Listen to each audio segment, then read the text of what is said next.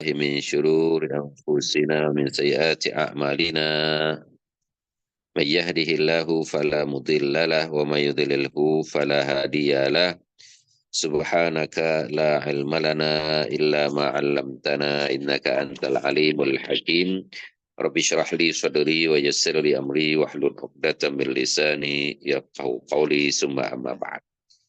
Pertama-tamanya marilah kita merafakkan kesyukuran kepada Allah Subhanahu wa taala kerana pada pagi yang mulia ini baru saja kita menyambut merdeka dan terus merdeka dan bila-bila kita nak merdeka, ya, apalagi kita nak merdeka daripada api neraka, ya. Jadi tuan-tuan, puan-puan, muslimin muslimat, hadirin hadirat yang dirahmati oleh Allah Subhanahu wa taala sekalian, pertama-tamanya marilah kita merafakkan kesyukuran kepada Allah Subhanahu wa taala kerana kita bertemu pada pagi yang mulia ini, dan mohon ampun dan maaf siri yang lepas hujan lebat Ustaz baru keluar ceramah di mahkota, Taman Mahkota, padu keluar hujan, rupanya handphone Ustaz habis bateri.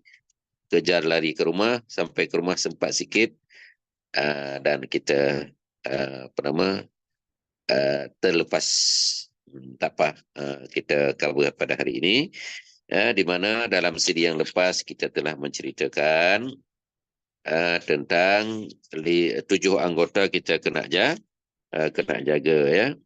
Maka kita dah huraikan 4 anggota, ya, yang mana 4 anggota kita sudah menghuraikan dengan panjang lebarnya, iaitu kita imbas sedikit dalam siri yang lepas. Kita telah menceritakan tentang menjaga lidah, ya. Kemudian kita telah menceritakan tentang menjaga perut, ya. Kemudian menjaga telinga, ya. Kemudian kita menjaga mata. Jadi 4 anggota kita dah ceritakan panjang lebarnya.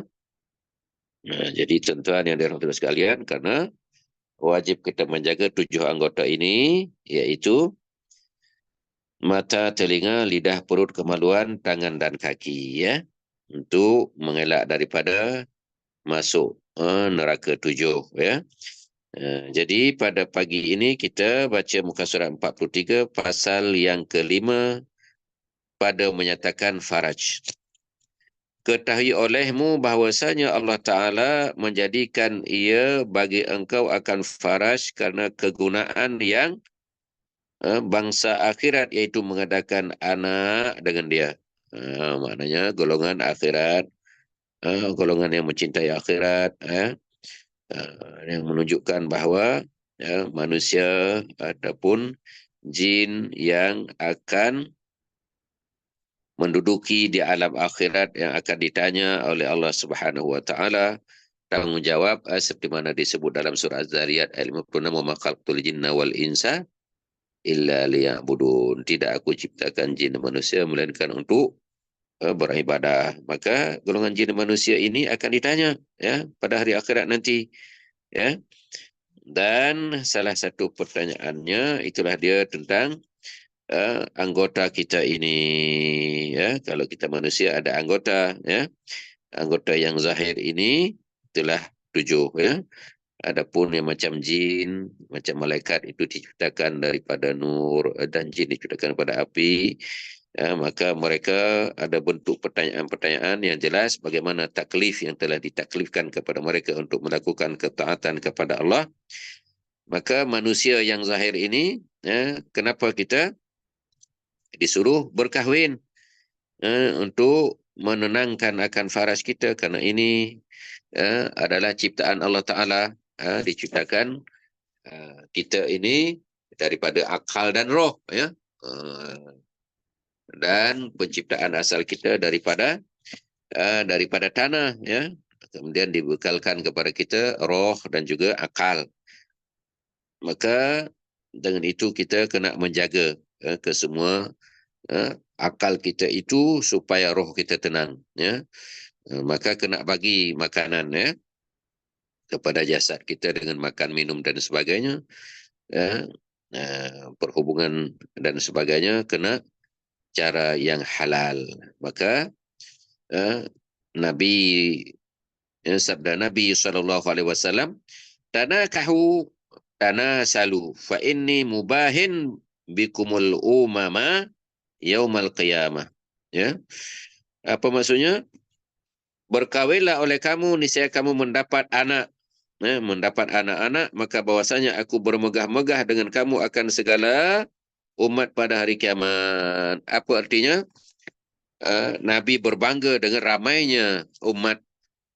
Mana ramai umat Nabi, Nabi berbangga. Tapi pastikan umat yang taat, umat yang takwa, umat yang baik, ya. Karena memang kita kuntum khaira ummatin ikhrajat linnas. Kamu sebaik umat yang telah dikeluarkan kepada manusia, ya. Jadi jadi ramai umat kena berkahwin, kena berketurunan, bercucu cicit, kena ada zuriat, ya. Dan sabda Nabi SAW, "Idza mata banu Adam, in qata'a amaluhu illa min salasin, sadaqatin jariyah, wa ilmin yuntafa'u bihi, wa waladin salihin yad'ulah." Apabila manusia apabila mati manusia, niscaya putus oleh amalnya, melainkan daripada 3 perkara. Maknanya semua akan putus. Kalau kita di dunia ni tak ada line, tak ada line handphone, macam mana susah kan? Tak ada line, apa nama, wifi, habis kan jam. Itu di dunia. Ya, tak boleh bayar bil, tak boleh ini, tak boleh itu, tak boleh jalan pesawat, tak boleh jalan kereta api yang pakai elektrik dan sebagainya, macam mana? Susah, kan? Maka bagaimana di hari akhirat nanti, sudah pasti kita perlu ada line, ya. Line yang mana ia akan membahagiakan kita. Maka apabila kita mati, putus semua line tu, kan? Putus segala hubungan.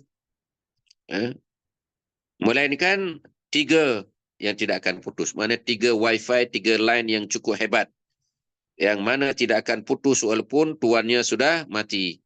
Walaupun badan sudah kaku, terbujur kaku. Ya. Apa dia? Ya. Illa min salasin, kecuali 3 itu. Sadaqatin jariyah. Yang pertama sedekah jariyah, iaitu wakaf. Yang mengalir pahala. Kita wakafkan tanah, kita wakafkan rumah, kita wakafkan pokok, kita wakafkan telaga, mengalir pahala kepada tuannya walaupun tuannya sudah mati, ya. Dan yang kedua, ilmu yang diambil manfaat. Tuan guru, ustaz dan ustazah yang sudah meninggalkan, maka daripada ilmunya diajar pula oleh anak muridnya, mengalir pahala kepada tuannya walaupun tuannya sudah meninggal, gurunya, ustazahnya, ulama dan sebagainya, dan kitab-kitab karangannya. Tengok, Masya Allah, betapa hebat Imam Syafi'i, Maliki, Hanafi, Hambali, Imam Nawawi, Imam Ghazali, kan. Pengarang kitab kita ini ialah Imam Ghazali, ya. Dan juga penterjemah kepada kitab ini, Masya Allah. Dan juga apa dia, Nur Aini Abu yang telah menulis tulisan Jawi kepada Rumi untuk memudahkan. Maka sudah pasti penterjemah pada kitab ini, penyusunnya Abdul Qadir bin Abdul Talib Al-Indonesia Al-Mandili ini, di mana kitab ini sebenarnya diterjemah daripada Bidatul Hidayah, ataupun syarah kepada kitab Bidatul Hidayah, yang disebut Maraqi Al-Ubudiyah, sebagai muktasar Ihya Ulumuddin. Maka kesemua pengarangnya, penyusunnya, penterjemahnya, mengajarnya, semua mengalir pahala kepada mereka. Sama ada di dunia, diberikan ketenangan, dilindungi oleh para malaikat, dan di hari akhirat nanti akan mendapat sinaran cahaya, wifi line yang cukup hebat, yang mana tidak akan putus-putus walaupun tuannya sudah mati, ya. Itu ilmu bermanfaat dengan dia. Yang ketiga, anak yang soleh, anak yang beriman, yang mendoakan baginya. Nah, disebut anak yang soleh, yang berdoa ni, tak kiralah anak itu anak dia ke, anak tiri ke, anak kandung ke, anak roh ke, anak-anak yang soleh, yang tahfiz, yang mengaji di pondok dan sebagainya di mana saja. Sebab hadis ini menunjukkan bahawa mana-mana anak yang soleh, yang berdoa kepada gurunya, kepada ibu bapanya, kepada orang muslimin muslimat, maka doanya akan dimakbulkan. Yang kedua, wa waladin salihin, tak disebut wa waladin lahu, anaknya sendiri, tetapi boleh jadi anak orang lain, sebab nanti bila tak ada anak susah hati pula dia. Kalau ada anak sendiri yang saleh, itulah yang merupakan qurrata a'yun, ya, yang paling hebat, yang disebut dalam doa yang hari-hari kita tak pernah lupa berdoa, dan tak boleh tak berdoa dengan doa tersebut, itu Rabbana hablana min azwajina wa dzurriyyatina qurrata a'yun waj'alna lil muttaqina imama. Nah, ini sudah pasti doa ini tak boleh lupa. Tiga doa ke Rabbana ighfir lana dzunubana wal daina warhamhuma kama rabbayani saghira, ataupun Rabbi ighfirli walidayya warhamhuma kama rabbayani saghira. Doa selepas salat jangan lupa. Yang kedua, Rabbana hab lana min azwajina wa dzurriyyatina qurrata a'yun waj'alna lil muttaqina imama. Yang ketiga, Rabbana atina fid dunya hasanah wa fil akhirati hasanah wa qina adzabannar. Tiga ini kita sibuk macam mana, kalut macam mana, mesti kita doa. Sebab doa ni ringkas, ya. Nah, maka salah satunya Rabbana hablana min azwajina wa dzurriyyatina qurrata ayun. Ya Allah, berikanlah kepada kami, daripada suami isteri kami, zuriat-zuriat yang menyenangkan pandangan, mata kami, dan jadikanlah kepada kami pemimpin yang bertakwa. Ini doa hari-hari, ya. Maka dalam itu ayat Quran, ini dalam hadis ini Nabi menyatakan bahawa doa anak yang soleh, yang berdoa, pasti akan dimakbulkan oleh Allah Ta'ala, walaupun bukan anaknya sendiri, tetapi anak orang lain, tapi dia sudi berdoa. Apalagi anak angkat, ataupun anak roh. Anak roh ini adalah anak di mana anak murid kita. Dan anak murid, anak roh itu lebih afdal daripada anak sendiri. Karena lebih afdal pada anak jasad. Anak sendiri ini kan anak jasad. Ataupun ayah kita sendiri kan ayah jasad. Ayah roh adalah guru kita. Dan sebagai bukti kepada kita bahawa jasad akan mati, sedangkan roh tidak akan mati. Maka mana lebih baik, yang mati ataupun tak mati? Sudah pasti yang tak mati lebih baik. Itu roh tak akan mati, manakala jasad akan mati.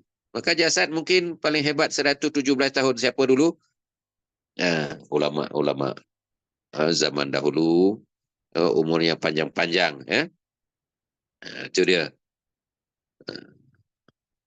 Ataupun mungkin katalah 100 tahun kan, lepas itu mati. Anak murid mati, semuanya mati, tapi roh tidak akan mati, ya. Ilmu yang diajar inilah yang tidak akan mati, artinya ilmu manfaat, anak yang soleh dan lain sebagainya. Maka sudah pasti mereka itu terus sampailah hari kiamat, sampailah ke syurga. Berkata Ibnu Hajar rahimallahu ta'ala, ditulis baginya seumpama segala amal yang baik yang mengerjakan dia oleh anaknya, tiada segala amal yang jahat-jahat. Maknanya disebut oleh Ibnu Hajar bahawa bagi mereka yang sudah mati, bila ada anak yang baik, anak yang soleh, amal yang baik, maka dia akan membela tuannya. Syarat di mana orang yang ditinggalkan itu tidak melakukan amal yang jahat. Demikian lagi menjadikan Allah Ta'ala bagi engkau akan faraj karena kegunaan dunia, yaitu bersedap-sedap dengan jima dan bersuka-suka dengan sekalian anak yang dapat dengan jima itu. Maknanya Allah bagi kepada kita nafsu. Sedangkan malaikat tak dibagi nafsu, kita dibagi nafsu, dibagi akal. Maka dengan akal kita gunakan. Namun nafsu yang dibagi itu jangan kita salah gunakan, gunakan pada tempat yang diridhai oleh Allah Ta'ala. Dengannya boleh kita melahirkan zuriat yang kita doa tadi itu kan. Maka macam mana nak dapat zuriat? Sudah pasti dengan berkahwin. Maka dengan itu kita dapat melahirkan anak-anak dan zuriat-zuriat itu tadi. Yang bermula mereka itu sebesar-besar segala perhiasan dunia. Kerana Allah Subhanahu wa Ta'ala berfirman, Al-malu wal-banuna zinatul hayatid dunya. Bermula harta benda dan sekalian anak itu perhiasan hidup dunia. Maknanya perhiasan di dunia ini adalah anak dan harta benda sudah pasti. Kalau kita nak buat amal pun kan, yang tak perlu duit apa dia tuan-tuan? Rukun iman tak perlu duit kan? Iman aja dalam hati letaknya. Iman kepada Allah, iman kepada malaikat, iman kepada kitab, iman kepada rasul, iman kepada qada qadar, iman kepada hari akhirat. Tapi rukun Islam kalau kita kira daripada awal syahadah aja tak perlu duit kan? Syahadah, mengucap 2 kalimah syahadah tak perlu duit. Tapi yang kedua tu perlu duit. Apa dia? Solat. Solat perlu duit, iaitu membeli pakaian menutup aurat kan, untuk semayang, untuk alat nak pergi semayang, nak pergi ke masjid dan sebagainya, dan juga kenderaan untuk menuntut ilmu. Maka perlu duit itu semua kan. Nah, itu dia tuan-tuan. Puan-puan yang dirahmati sekalian. Kemudian yang kedua memang kena duit, kena keluarkan zakat. Yang ketiga lah, rukun yang ketiga kan, zakat.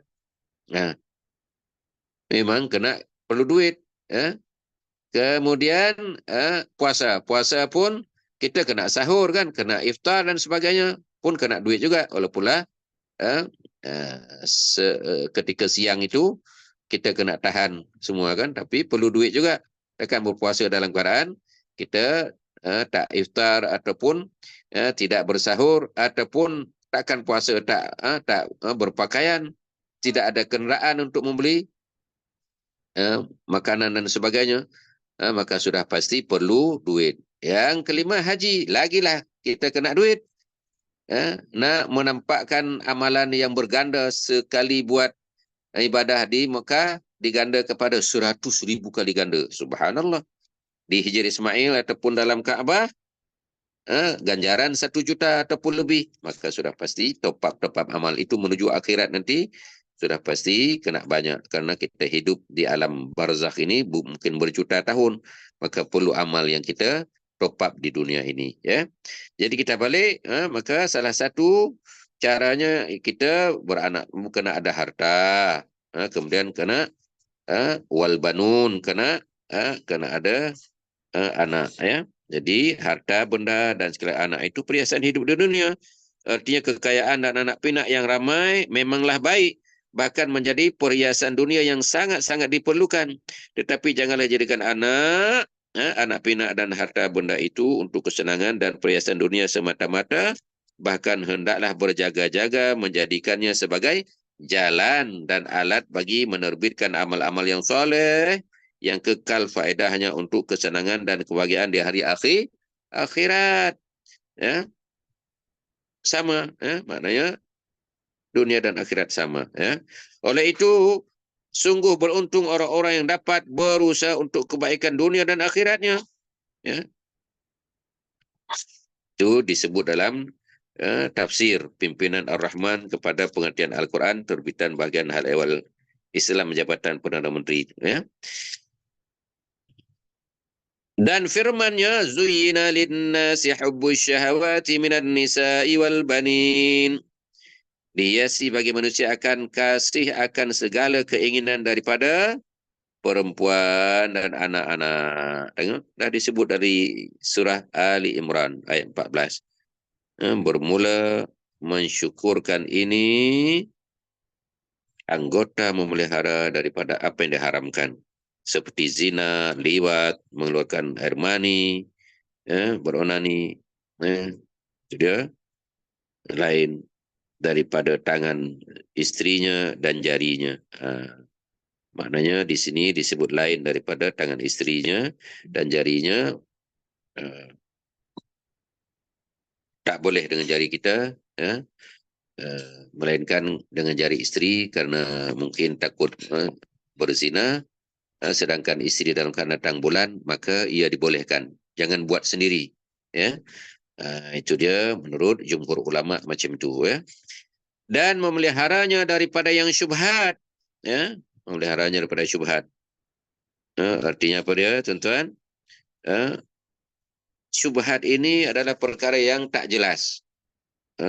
Maknanya, Islam menjaga bukan saja yang haram, yang tak jelas pun kena jaga. Seperti jima pada nikah yang batil. Jima pada nikah yang batil, jika taklid ia akan yang berkata dengan sah nikah itu, dan jika tiada, niscaya adalah haram, bukan syubhat. Ada nikah yang batil, nikah yang tak jelas walinya dan sebagainya, maka sudah pasti batil. Apalagi nikah batin, kan sekarang ada nikah batin dan sebagainya, maka kalau dia beriktikad dengan dengan cara bahawa tidak perlu saksi dan sebagainya, maka dia jadi haram, bukan syubhat lagi. Itu dia, maka kena hati-hati. Telah berfirman Allah Subhanahu wa taala ketika memuji orang yang beriman yang mendapat kemenangan. Allah berfirman walladzina hum li furujihim hafizun. Ini dalam surah Al-Mu'minun ayat yang kelima. Dan sekalian memelihara mereka itu akan segala faraj mereka itu, kecuali atas sekalian isteri dan sahaya mereka itu yang perempuan. Ini adalah huraian daripada Al-Quranul Karim surah Al-Mu'minun. Kalau kita baca lengkap dia ayat 1 hingga ayat yang ke-11, ya. Ayat 1 hingga ayat ke-11 dimulai dengan auzubillahi minasyaitonirrajim, bismillahirrahmanirrahim. Qad aflahal mu'minun alladzina hum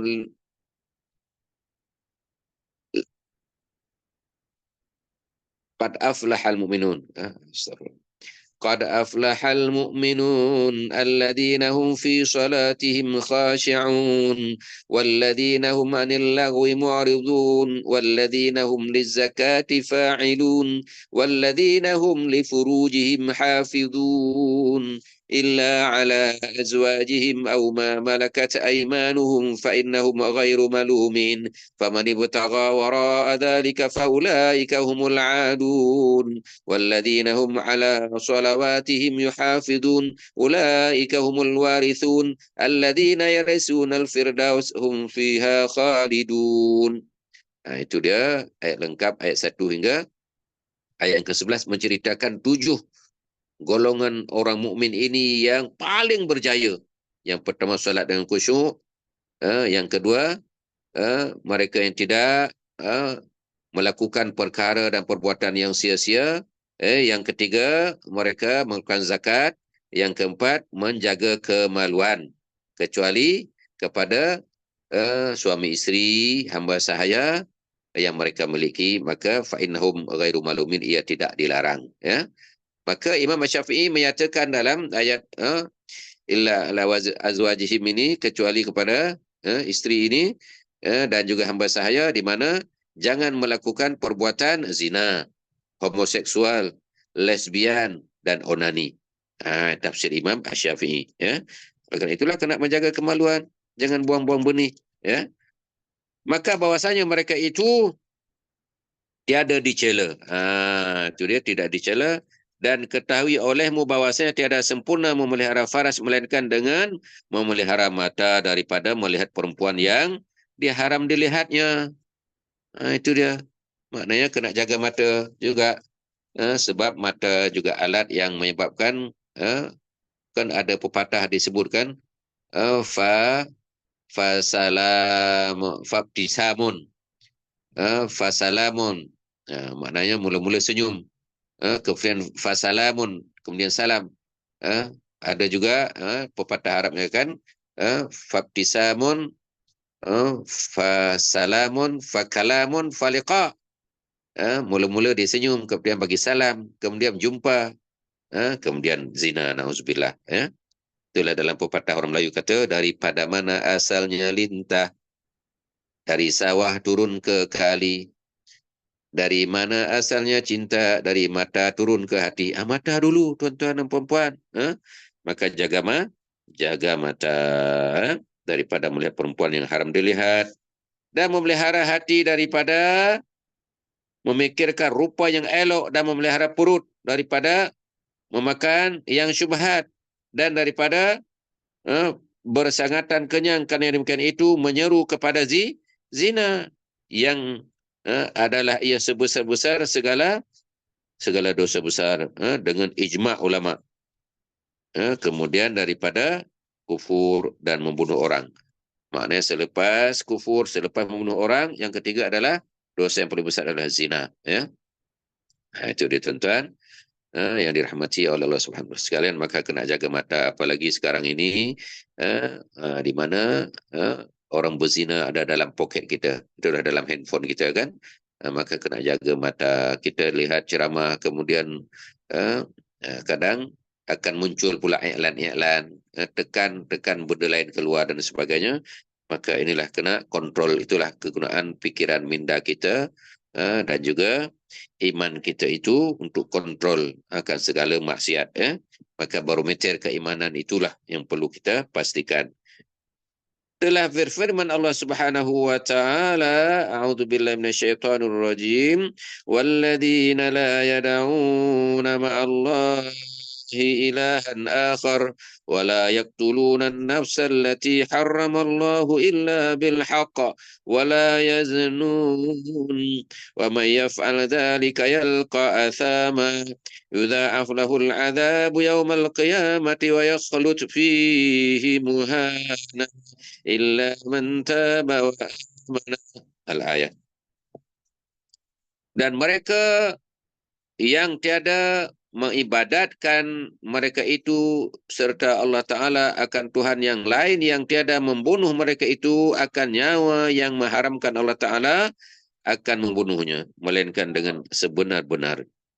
Dan tiada berzina mereka itu, dan barang siapa mengerjakan akan demikian itu, niscaya berjumpa ia akan siksa atau akan telaga api neraka jahanam, digandakan baginya akan siksa pada hari kiamat, dan berkekalan ia padanya, dihinakan ia melainkan mereka yang taubat. Ini surah Al-Furqan ayat 68 hingga ayat 70. Nak menceritakan di sini bahawa orang yang syirik kepada Allah Ta'ala, maknanya orang yang membunuh manusia, orang yang berzina, maka mereka itu disuruh apa? Digandakan azab pada hari kiamat nanti. Dan mereka kekal di dalam api neraka yang cukup hina. Illa man taba, kecuali orang bertaubat. Maka hendaklah kita bertaubat kepada Allah Subhanahu wa taala. Taubat orang yang syirik kena beriman, kena ucap balik, mengucap syahadah balik, asyhadu an la ilaha illallah wa asyhadu anna muhammadar rasulullah. Dan kalau dia syirik dengan masuk Kristen, maka kena sebut bahawa agama Islam agama yang diredai oleh Allah Ta'ala. Itu dia. Kalau dia mengucapkan ada nabi palsu ataupun nabi akhir zaman, Ahmadiyah Qadian umpamanya, maka kena sebut bahawa Ahmadiyah Qadian bukan nabi, bukan rasul. Nabi dan Rasul yang terakhir adalah Nabi Muhammad sallallahu alaihi wasallam. Jadi kena nafikan semua yang menyebabkan dia syirik, menyebabkan dia murtad. Jadi kena ucap balik. Itu dia. Itu taubat orang yang kafir. Taubat orang yang yang membunuh, sama ada minta halal ataupun bayar diat 100 ekor unta. Itu dia tuan-tuan. Dan taubat bagi orang berzina adalah kalau dia ditangkap, dia kena hudud. Had-had yang telah ditentukan oleh Allah Ta'ala. Iaitu berzina, kena disebat 100 kali. Tuduh zina disebat. Kalau tak ada 4 orang saksi, disebat 80 kali. Ya. Minum arak, disebat 80 kali juga. Ada riwayat. Dan riwayat satu lagi 40 kali. Ya. Orang yang mencuri, dipotong pergelangan tangan kanannya kali pertama. Kalau dia mencuri balik, potong pergelangan kaki kiri. Begitulah berselang. Ya. Maka apa yang nak disebut di sini bahawa apabila telah melakukan dosa-dosa yang besar itu kena bertaubat. Ya. Seperti mana Nabi menyebut, selepas dihukumnya Ma'iz bin Malik, selepas dihukumnya seorang perempuan pada kabilah Al-Ghamidiyah yang mengaku berzina pada zaman Nabi, ada bila turun surah An-Nur, surah tentang zina ini, maka mereka menyerah diri yang orang sudah berzina. Ya. Tapi pada akhir ujungnya Nabi lebih kurang 2 bulan sebelum wafat, dalam kitab Muwatta ada disebut bahawa Nabi SAW menyatakan bahawa wahai manusia, jika kamu telah melakukan dosa-dosa besar dan kamu menyerah diri kepada aku untuk aku laksanakan hukum di dunia seperti hudud dan kisas, maka pasti aku akan melakukannya. Tetapi jika kamu telah melakukan dosa-dosa besar dan kamu tidak perlu pun menyerah diri kepada aku, tak ada siapa pun tahu, maka hendaklah kamu bertobat kepada Allah di antara kamu dengan Allah Ta'ala. Maka sesungguhnya Allah Maha Pengampun lagi Maha Penyayang. Nak menunjukkan bahawa ayat ini pun menyatakan bahawa orang dah syirik, orang yang dah membunuh, orang yang telah melakukan zina. Tapi kalau dia bertaubat, pasti Allah menerima taubat. Nak menunjukkan bahawa taubat itulah yang paling penting pada zaman akhir-akhir ini. Fitnah di merata tempat, maka kena banyak bertaubat, tuan-tuan dan puan-puan. Taubat nasuha. Dan firman-Nya lagi, a'udzubillahi minasyaitonirrajim, wala taqrabuz zina innahu kana fahishatan wa sa'a sabila. Dan janganlah menghampiri kamu akan zina, karena bahwasanya zina itu adalah ia maksiat yang sangat keji dan sejahat-jahat jalan. Sejahat-jahat jalan, apa arti? Allah Ta'ala melarang daripada menghampiri apa jua jalan yang membawa kepada zina, apalagi perbuatan zina itu sendiri. Ya. Karena yang demikian itu bukan saja satu perbuatan yang terang kejinya, tetapi juga menimbulkan berbagai kerosakan di dalam masyarakat. Di antaranya merosakkan nasab keturunan, mengembangkan penyakit yang berbahaya, menimbulkan pergaduhan dan pembunuhan. Maka suami atau waris sudah tentu akan menyerang lelaki yang berzina dengan istrinya atau dengan perempuan yang menjadi darah dagingnya. Itu dia disebut dalam tafsir Ar-Rahman. Ya. Maka bila disebut kenapa disebut ayat ni wala taqrabu, dekat pun tak boleh, sebab kalau dah dekat dia akan terlajak, akan buat. Bila dah buat dia dah candu, maka itulah disebut dekat pun tak boleh. Maka segala benda, jalan, wasilah yang menuju kepada zina hendaklah disekat dengan sedahsyat-dahsyatnya. Innahu kana fahishatan wa sa'a sabila, kerana sesungguhnya perbuatan zina itu adalah maksiat yang sangat keji dan sejahat-jahat jalan. Sejahat jalan mana sejahat-jahat pekerjaan. Itu dia.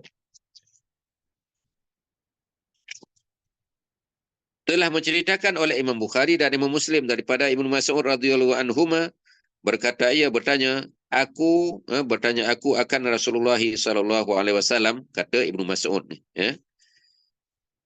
apa dosa yang lebih besar di sisi Allah Ta'ala? Bersabda Nabi SAW bahawa engkau jadikan bagi Allah Ta'ala akan yang menyekutuinya. Maknanya syirik itu dosa yang paling besar sekali. Dan ia juga menjadikan akan engkau, sedangkan Allah menjadikan engkau, tapi kamu kata Tuhan ada sekutu, maknanya syirik. Ada Tuhan berhala, melalui berhala, ada Tuhan melalui patung, melalui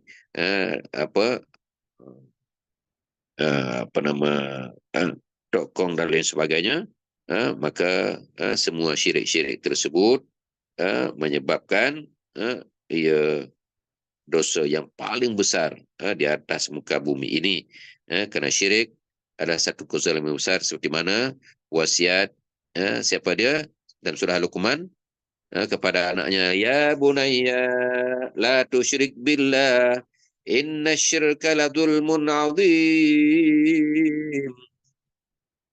Wahai anakku, janganlah kamu syirik, kerana syirik adalah satu kezaliman yang cukup besar, yang cukup azim, yang cukup agung.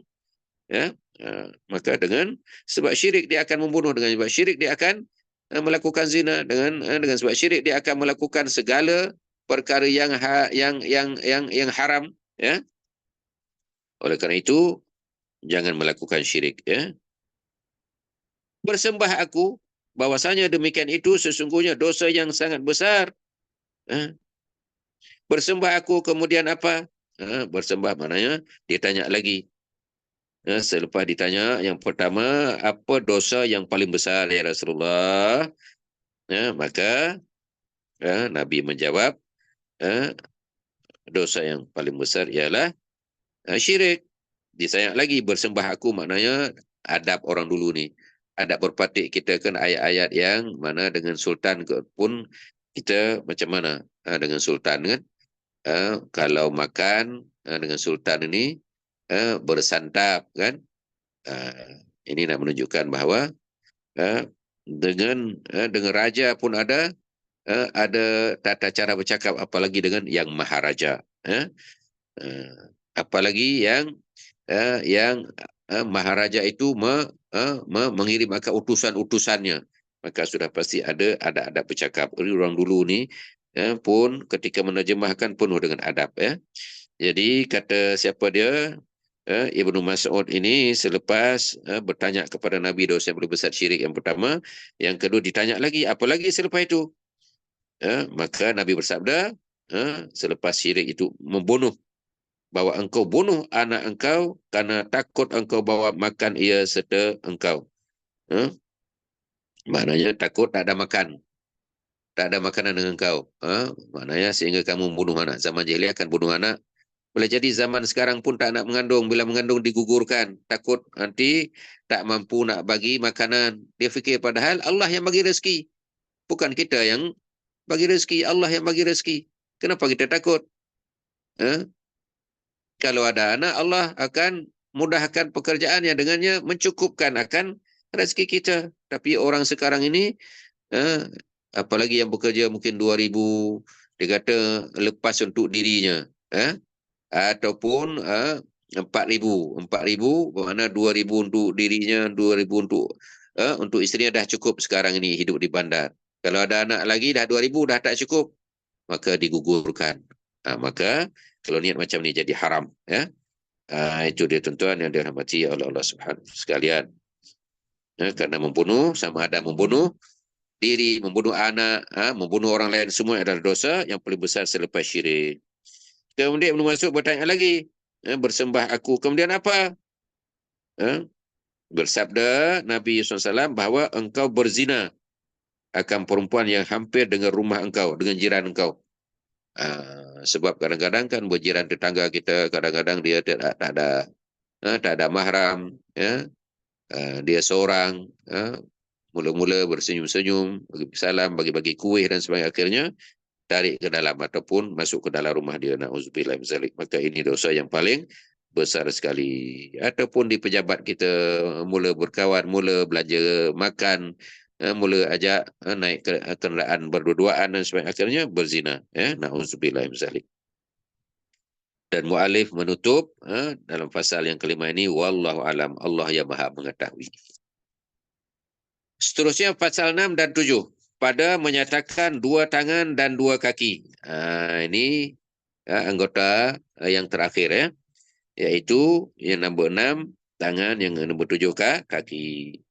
Ketahui olehmu bahwasanya Allah Ta'ala menjadikan ia bagi engkau akan dua tangan dan dua kaki kerana beberapa manfaat yang bangsa akhirat dan yang bangsa dunia.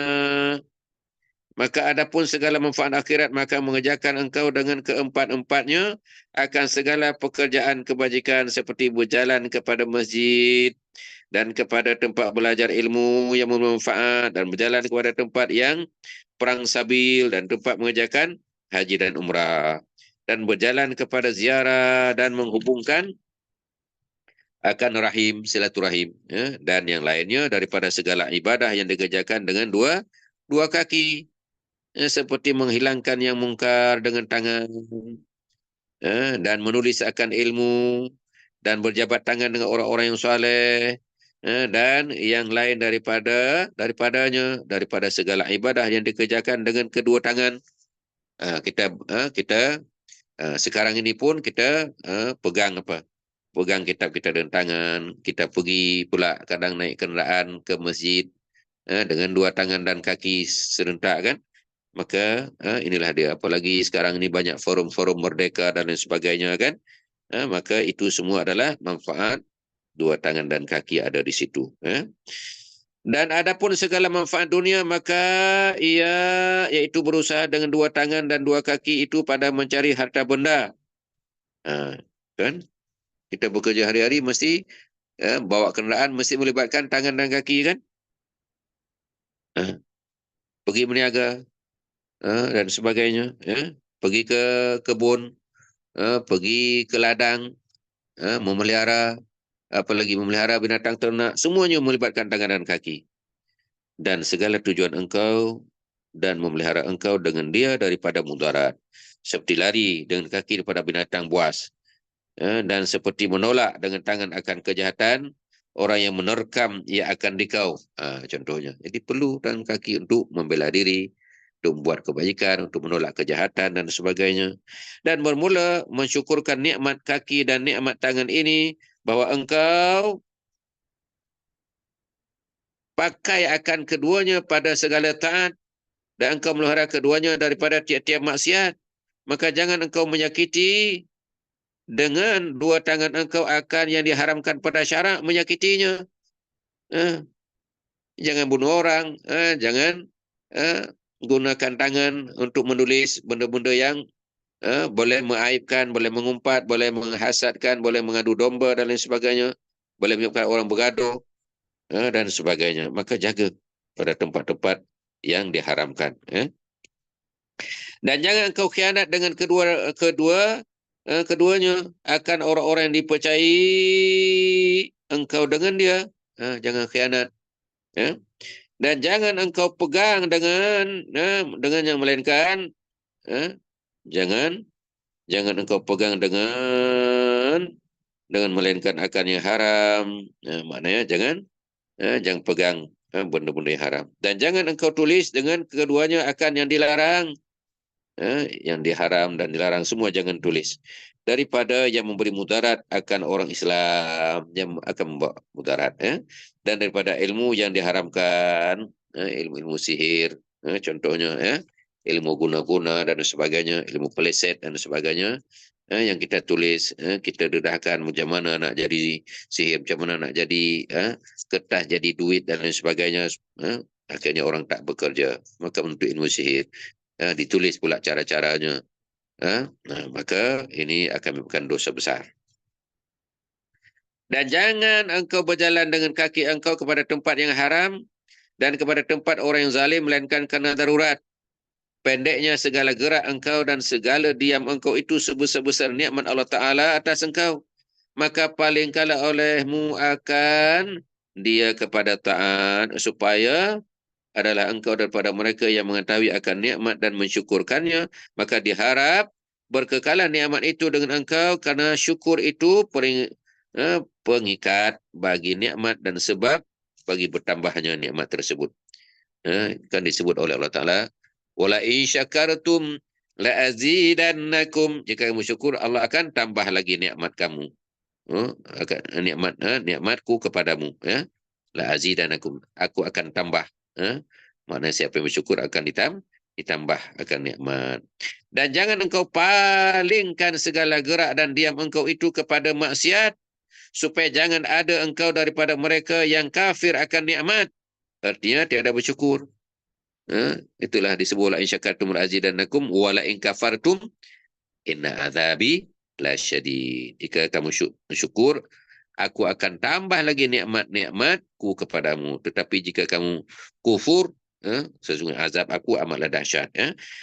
Maka sebab bagi ditanggalkan nikmat itu dan sebab bagi siksa yang bersangatan pada hari mensaksikan atas mereka itu oleh segala lidah mereka itu dan segala tangan mereka itu dan segala kaki mereka itu dengan barang-barang yang mereka itu mengerjakan akan dia di dalam dunia daripada segala kejahatan. Itu dia. Buang segala benda-benda yang jahat. Jangan pergi dengan kaki kita, tangan kita, yang sudah pasti kita bawa kenderaan motor dan sebagainya. Atau WhatsApp ataupun bank in transfer dan sebagainya pada tempat-tempat yang jahat. Maka sudah pasti melibatkan tangan, kaki dan anggota-anggota yang lain. Malah semua terlibatkan. Di dalamnya ada lidah, di dalamnya ada mata, di dalamnya ada perut, ada kemaluan dan sebagainya. Bila kita gerak kaki dan tangan aja, maka akan terbawa lah 7 anggota tersebut. Maka sudah pasti kita gerakkan tangan kaki kita pada tempat yang diridhai oleh Allah Ta'ala. Jangan di tempat yang jahat. Dan ketahui olehmu bahwasanya memelihara segala anggota yang 7 ini daripada segala kejahatan dan memakainya pada segala kebajikan. Tiada sempurna keduanya melainkan dengan membersihkan akan racunnya daripada segala perangai yang dicela. Seperti riak. Riak. Suka menunjuk-nunjuk. Takabur, sombong. Dengki, hasad. Kikir, bakhil, kedekut. Dan lainnya dikehendaki dengan rajanya. Yaitu hati. Wallahu a'lam. Itu cantik kan? Jadi tuan-tuan yang dirahmati oleh Allah sekalian, inilah 7 anggota yang sudah kita terangkan. Semoga kita selamat daripada neraka 7. Jadi saya ada 10 minit lagi, mungkin ada yang nak bertanya. Dipersilakan kepada hadirin hadirat sekalian. Mungkin ada perkara yang perlu kita pastikan supaya kita tak terjerumus ke dalam benda-benda tempat-tempat yang diharamkan oleh Allah Subhanahu wa Ta'ala. Cok iyo, Cok. Ada soalan silakan, Haji Hajah, tuan-tuan dan puan-puan. Ya. Iya.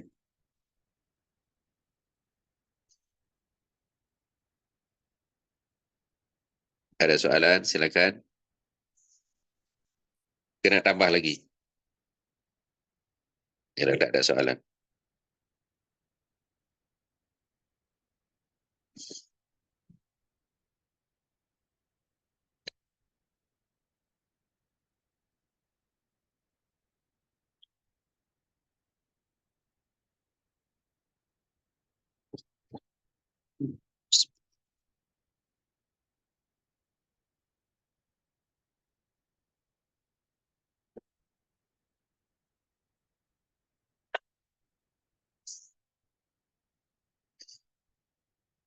Clear ke tuan-tuan? Ada benda?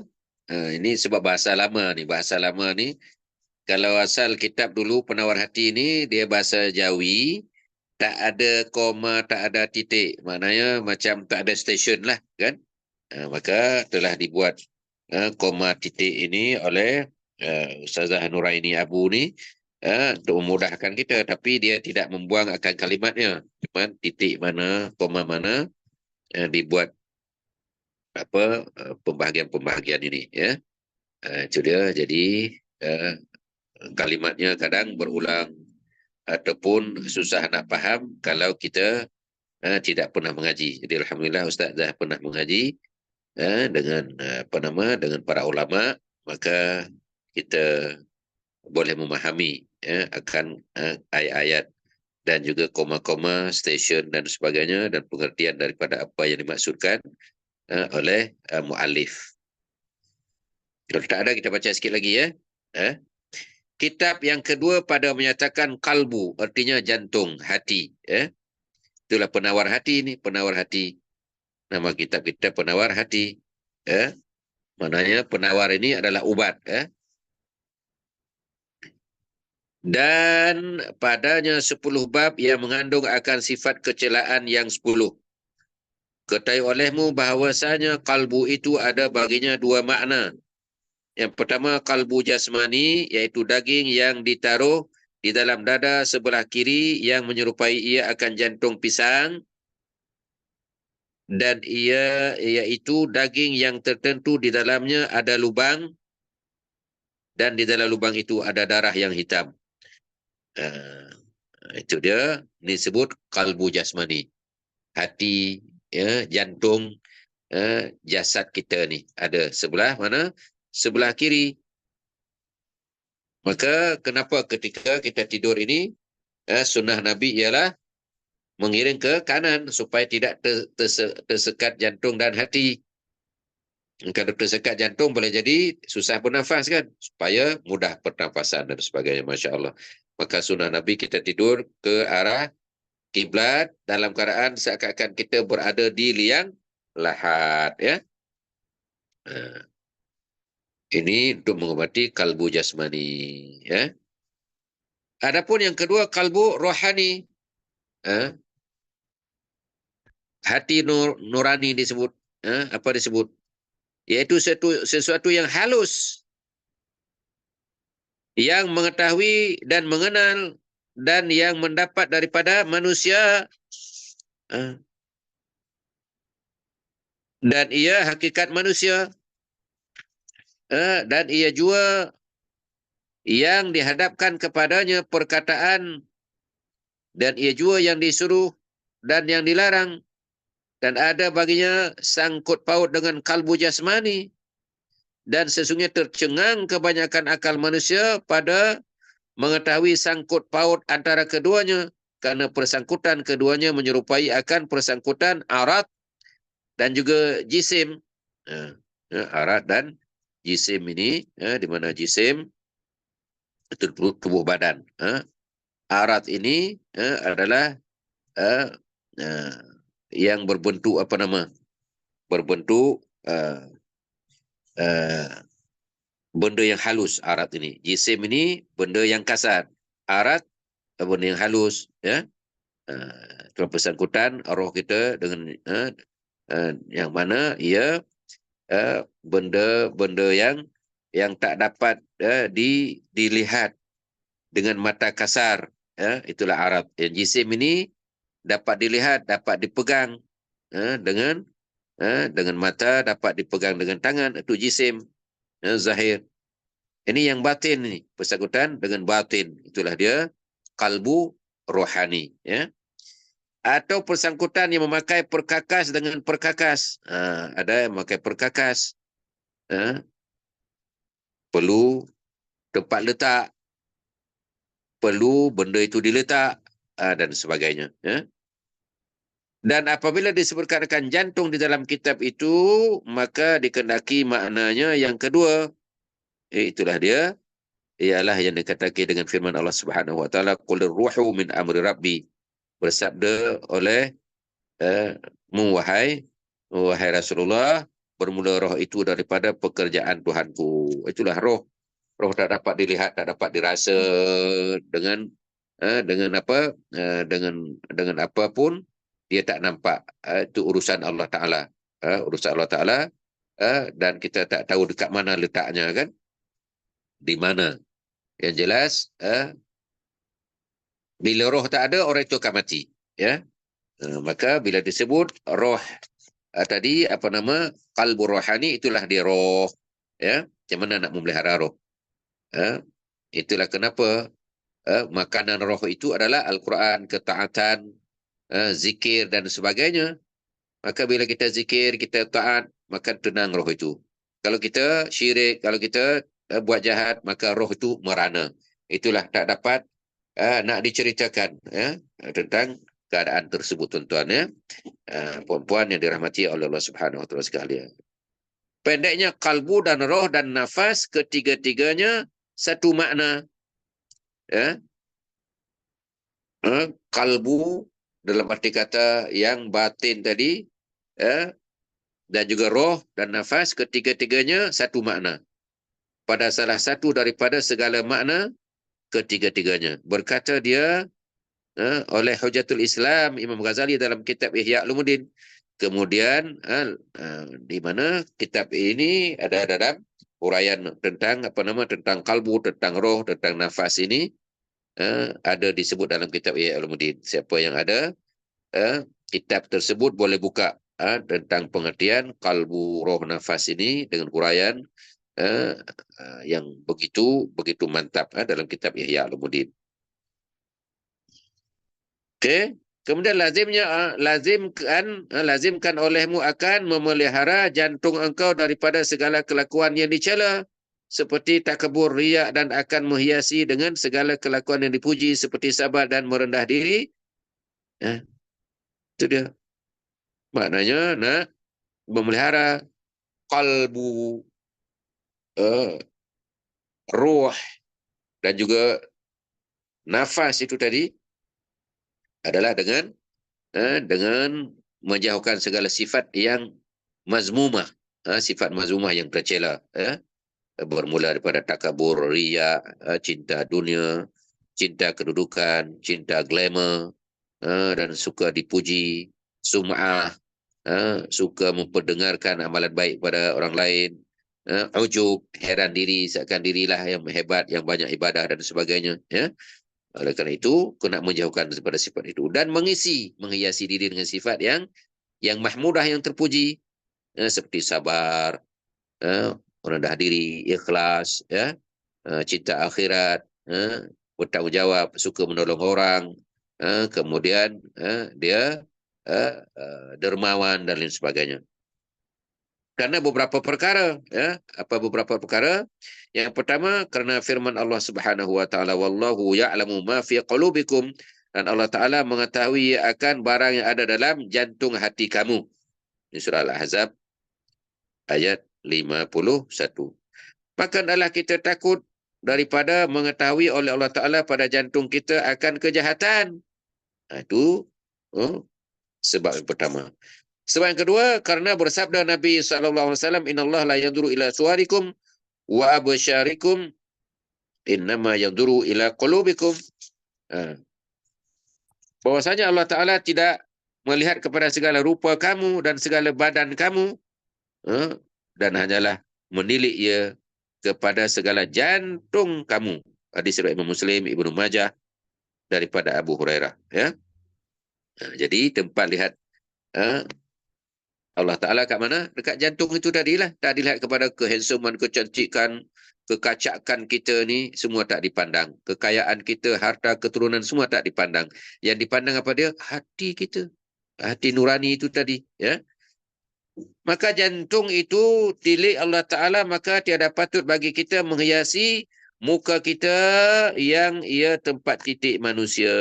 Dan kita biarkan jantung kita kotor berlumuran dengan segala sifat kecelaan yang ia tempat tilik baginya. Tuhan kita bahkan sedia bagi yang berakal membersihkan jantungnya dan menghiasi lebih bersangatan daripada membersihkan dan menghiasi mukanya. Kita kadang-kadang satu bintik hitam carilah berbagai kosmetik, malah cari tempat buang buang bintik hitam. Sekarang kan dalam viral selalu buang ketuat lah, buang ini, buang itu dan sebagainya, buang tai lalat. Semua yang mengaib-aibkan dalam bentuk zahir kita berusaha dengan mengeluarkan duit, tak kira, yang penting boleh hilang bintik hitam. Kadang jerawat pun kita pun dah risau kan. Carilah berbagai krim dan sebagainya.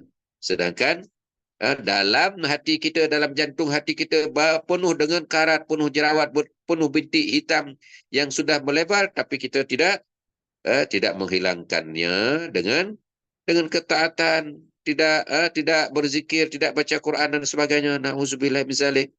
Maka inilah yang diingatkan oleh musannif kepada kita. Ini baru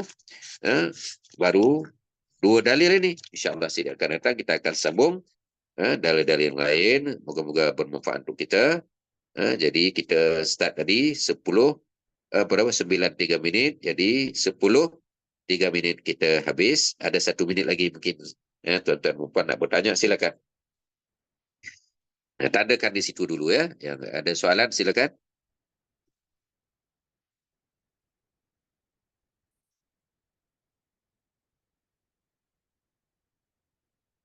Malu bertanya sesat di jalan. Silakan tuan-tuan. Kalau malu di sini mungkin didengar oleh kawan, boleh tekan nombor Ustaz nanti ya. 0162783653 ya. Jadi tuan-tuan kalau nak lagi secara maaf apa nama kepada sahabat yang lain, di mana Ustaz ada bawa umrah melalui Makbul Travel, iaitu anak syarikat kepada Andalusia. Kita dah ada book apa nama pajak hotel, pajak pesawat dan lain sebagainya. Maka tuan-tuan kalau nak tekan nombor Ustaz ya, Makbul Travel 0162783653 ya, 0162783653, dan pada 5 hari bulan 12 Ustaz akan bawa jamaah umrah. Ustaz bawa sendiri ya. Kita melalui Itali, Switzerland dulu, melihat keindahan dunia dengan keimanan, kemudian ke Itali, kemudian baru kita pergi ke Qatar, ke Doha, kemudian masuk Madinah dulu, kemudian umrah ya. InsyaAllah murah tu 13,000 lebih je, 13,450 kita dah pusing Eropah dan pergi melakukan umrah ya. 16 hari. Okey, kalau ada yang lain boleh tanya kemudian, mungkin malu di hadapan kawan-kawan, tekan nombor Ustaz ya. Okey, terima kasih di atas perkongsian tuan-tuan dan puan-puan. Mohon maaf di atas kesilapan dan kekurangan. Wallahu a'lam bishawab, billahi taufiq wal hidayah. Wassalamualaikum warahmatullahi wabarakatuh. Dan sudah balik kepada Hakim. Waalaikumsalam. Terima kasih Ustaz. Ya, sama-sama. Terima kasih.